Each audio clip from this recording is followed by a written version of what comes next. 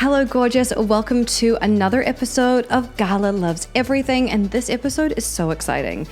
This episode is about how to manifest a specific person into your life. And I know that you are going to love this.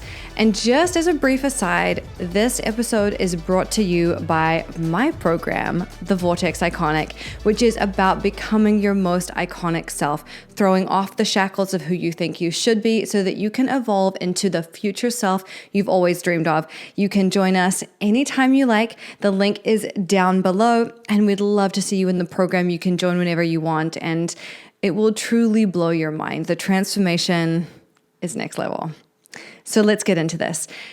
Manifesting a specific person into your life. This is a question that I always get from people, especially people who are new to manifesting and maybe they are in an unrequited love situation or they've gone through a breakup and they're wanting to bring somebody back into their life and they're like, how do I manifest this person back into my life? And what I'm going to say to you is probably going to piss you off, but that's okay because it's reality. And I would rather tell you the truth than bullshit you about something that's not going to work. Some people are going to say, here are the 10 manipulative tricks to get someone back in your DMs, post a thirst trap on your Instagram story and, act like you're going out with other people and, play on this other person's insecurities or whatever to make them feel like they're missing out. But I really don't believe in any of that. I don't believe that behaving that way is in your highest integrity. And I think that you are so much more than that. And you're so much bigger than just trying to attract some specific person into your life.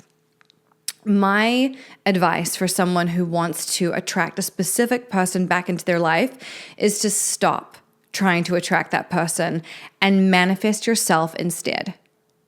Who could you be if you put that amount of energy that you're putting into thinking about this other person into yourself? What could you shift? What could you change? How could you transform? What old habits, patterns, fears, behaviors could you leave in the dust if you were devoted to putting that energy into yourself, into loving yourself so much that the other person becomes an afterthought,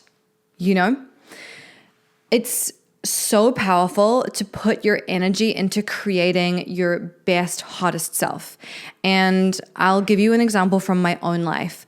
Back in 2019, I had just moved to Los Angeles. I was like a year into living in Los Angeles, and I had been dating, and it was not going well. Let's just say it was not going well. And after going out on a series of dates with a guy who on our first date said he was sober, and by our fourth or fifth date was like drinking wine and margaritas at dinner, I realized that I was just dating the same guy over and over again with a different face and a different accent and a different height, but they were all the same. They all had substance abuse problems. They had no emotional regulation skills. They were projects. They were men that I was trying to fix and help and save. And I was like, no, fuck this. I can't keep doing this. It's not working. And I put myself on a dating sabbatical. And in that time, I deleted all my apps. I was not texting with boys. I was not going out. I was not flirting with anyone.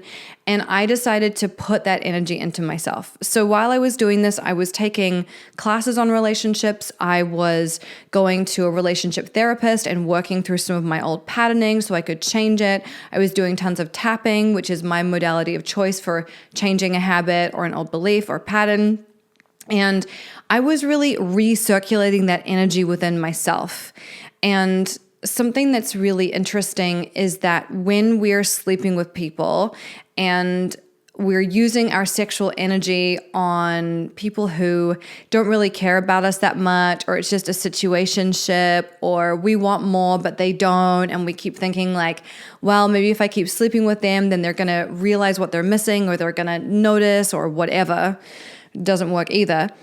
It's so powerful to take that energy, that sexual energy, and really repurpose it and put it into yourself.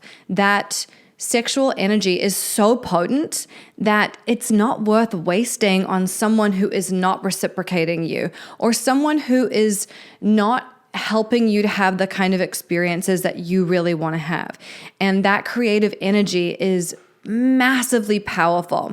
So while I was on my dating sabbatical, I decided that I was going to create something that I always wanted to exist, which was like a Netflix of high vibe content. And so in 2019, that's when I spent my entire summer creating the Vortex. And I was filming every week. I was planning it, visualizing it, coming up with what I wanted it to be. And the energy that I put into that, oh my God, paid dividends. It's the Vortex is something I'm like very, very proud of. And it was such a good use of my time and energy, such a better use of my time and energy than like trying to keep dating the wrong kind of people or try to fix some guy that like really doesn't want to be fixed by me, because I'm really robbing him of his own evolution, right? So taking that energy and deciding to focus it on myself, and not in a selfish way, not in a like, I don't have time for like whatever, that whole like fake independent thing that people who are really wounded get into.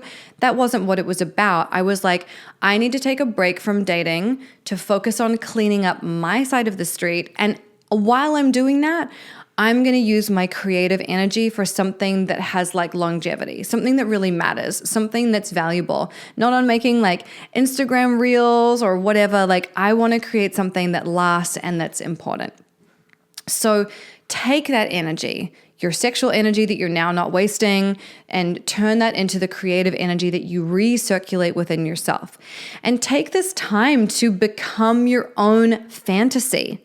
Like, let's just like envision the difference between someone who is sitting around watching the Instagram stories of someone that they're in love with but can't get any attention from, or journaling about how they really miss this person and they want them to come back, and like moping around their house and feeling sad and like eating cookies and just being a blob on the couch every night and really not going after their dreams or anything that matters to them because they're preoccupied with this person who may or may not come to the party, who may or may not realize how amazing you are. And by the way, they're a fucking loss, but that's neither here nor there, not the point. Versus the energy of someone who has a vision of who they want to be, what they want to create in their life, and is going after it, and is not ashamed to say, yeah, I want to have a sick art collection one day, or yeah, I want to have a house that overlooks the ocean, or I want to visit every country in the world by the time I'm 50, or whatever it is. That person is so alive, so radiant, so lit up, so turned on by life. And here's the secret. The person that is turned on by themselves, the person who has devoted energy and time and intention to becoming their own fantasy, their own dream girl, the hottest version of them, that person is so magnetic, so radiant, so alive, so high vibrating that they are a magnet to the things that they want. And look, this person that you are in love with or that you want to create into your life or manifest or attract, they may see your beauty once you do this, but they may not. And sometimes we take that personally, right? We're like, oh my God, I did all this. I'm feeling really good. I'm looking really great. I'm making all this effort and I love my life, but like they still didn't come back. Number one, you have to do this for yourself. You have to step into your own fantasy fully for yourself. It cannot be as a means to an end to pull somebody in. That doesn't work, because then you're thinking about like, oh, well, he likes it when I do this and he doesn't like it when I do that, so let me do this. You're just people pleasing in another outfit. So disavow yourself of that immediately. This has to be about you. If the person that you have a crush on really loves brunettes and you're blonde, and you feel good blonde, be blonde. Be the best blonde you can be. Don't let your need for someone else, your desire for someone else, your attraction to someone else distort what you love. and distort what you love to do. So many of us lose ourselves in relationships. We lose our sense of self. We lose our sense of identity because we're trying to be what we think they want us to be. But here's the truth, like, people like you for being you, not for your fake representative, not for like what you present to them on a first date. People who really like you for you. The true you, like the you who wakes up with like bad breath, and the you who, like, I don't know, like gets covered in dog hair every night because she's cuddling with her puppy, like that's the real you, and that's the most beautiful, attractive version of you. And if you feel the need to be this like perfect, performing, I don't know, hypersexualized or like flawless version of yourself in order to get that person's approval, or that's the only time that they compliment you, then you should not be around that person. One of the things I love about my man that is very telling is he doesn't want me to ever send him photos or videos where I'm using a filter. He wants it fucking raw dog. And he's like, because that's who I fell in love with. That's the real you. That's who I wake up next to. And I respect it. So I got slightly off track there. But my point is, you might do all this stuff and you're feeling really good about yourself and you didn't attract that person back into your life. And you're like, what the fuck? Like, I thought that if I become the best version of me, then I'll pull this person in. But here's the thing.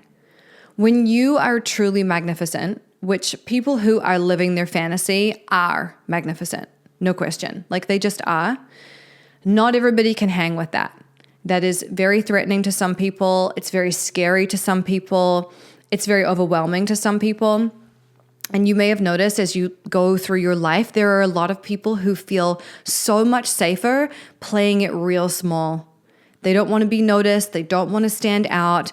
They don't want to change a habit. They want to stay exactly the same because they're so traumatized or fearful or conditioned that they can't hang with that. And so if you become the supernova that you are capable of being, and this person doesn't come along with you on the journey, just know that that is not a personal attack. That is not because there's anything wrong with you. It's simply that you are not a vibrational match. Your frequencies are too different. And sometimes I see women who are like fucking amazing, and they're hung up on someone who, like, I wouldn't even give the time of day. They're so not on the same plane, and they don't understand why it's not working. It's because you are playing in totally different arenas. You are here to do different things on the planet. You are not an energetic match for each other. And when you notice that that's happening, like, no matter what your best efforts, like, they're just not like, coming to the party, you have to know when to let it go, when to release it, when to be like, you know what, this is not it. And I really believe that it's so important to be with someone who sees you where you are and loves that and accepts that about you, sees who you can be and encourages you to move towards it, and has the ability to expand you, to broaden your horizons, to help you see what's possible. And if the person that you want to be with is not even necessarily capable, but is not doing that, then they're not a match for you.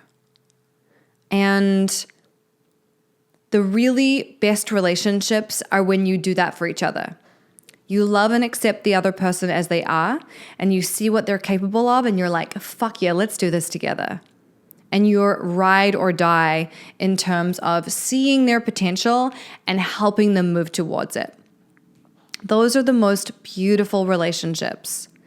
And, with intention, they're totally possible. It's totally possible to have them. But sometimes we get hung up on the wrong things, right? Like, oh, well, he's really cute. He's got a six-pack. Like, I like his car. Okay. Do you like his heart? Do you like how he is as a person? Do you like how you feel around him? Does your nervous system feel relaxed, or do you just feel like, ah? Like, it's gotta be this feeling that you're safe together and that your nervous systems are in sync and in tune. And That's why it's like, if someone's not coming to your specific party, you just can't take it personally, because you are going to meet in your life many, many people who cannot rock with you. And that is not personal. And the temptation when you notice that is to like dull your light, try to be more basic, try to fit in with like, I don't know, whatever is going on around you. But you are never going to be your full bloom self when you're trying to be someone you're not. And authenticity to me is about dropping all people pleasing.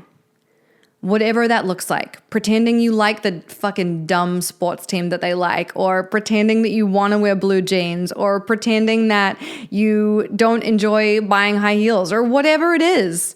You have to rock with yourself and love yourself so much and be so high on your own fantasy that none of that stuff matters. So that's my advice on manifesting a specific person. Don't. Manifest yourself.